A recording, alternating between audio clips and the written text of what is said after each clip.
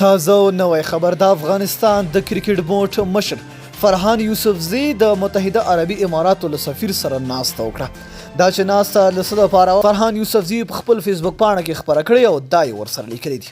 د افغانستان لپاره مې د متحده عربي اماراتو له سفیر سره ناسته وکړه. کابل کې مې د افغانستان لپاره د متحده عربي اماراتو له سفیر ښاغلي عیسی سالم محمد الظاهري سره لیده کاته وکړه چې په طرز کې مو پر ډیرو مهمو موضوعاتو خبرې وکړې او یو ډیره اغیزناکه ناسته وه.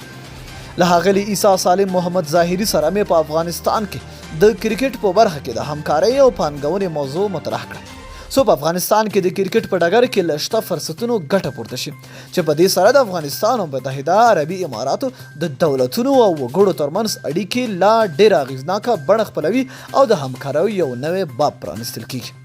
له ښاغلي عیسی سالم محمد الظاهري سره مې همدارنګه د افغان لوبډلې د عمومي ملاتړ کوونکي موضوع هم مطرح کړه څو د فلای دوبای هوایي شرکت سره چې په اړه مې له دغه شرکت سره هم له وړاندې یاده موضوع شریکه کړې د یوه درېمګړې او باوري سرچینې په توګه همکاري وکړي. په ځواب کې ښاغلي عیسی سالم محمد الظاهري را سره د هر ډول همکارۍ ژمنه وکړه او ډاډ یې راکړ چې په ذکر شوو برخو کې به د افغانستان کرکټ بورډ سره تل همکاره وي ځکه کرکټ داسې یوه لوبه ده چې افغانانو ته تل خوښۍ او ویاړونه ورکړي او افغانستان په نړۍ کې د روښانه راتلونکي درلودونکي هیواد په توګه معرفي کړی دی.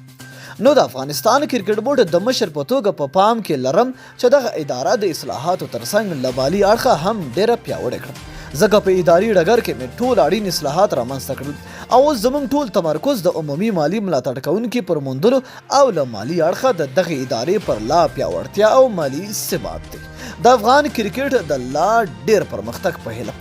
نو دوستانو تاسو د فرهان يوسفزي دغه ناسته د عیسی سالم محمد الظاهري سره څنګه ګڼئ؟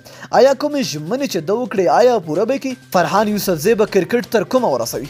لاندې په کمنټ کې خپل نظر موږ سره شریک کړئ. تر بیا او بلې ویډیو د الله په امان په دعاګانو کې مې یاد ساتئ.